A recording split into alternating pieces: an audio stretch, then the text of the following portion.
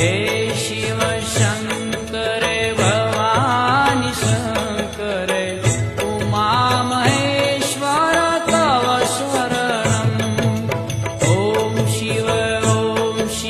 परात्परा शिव ओंकाराय शिव तव शरणम् हे शिव शंकरे भवानी शंकरे उमा महेश्वर तव शरणम्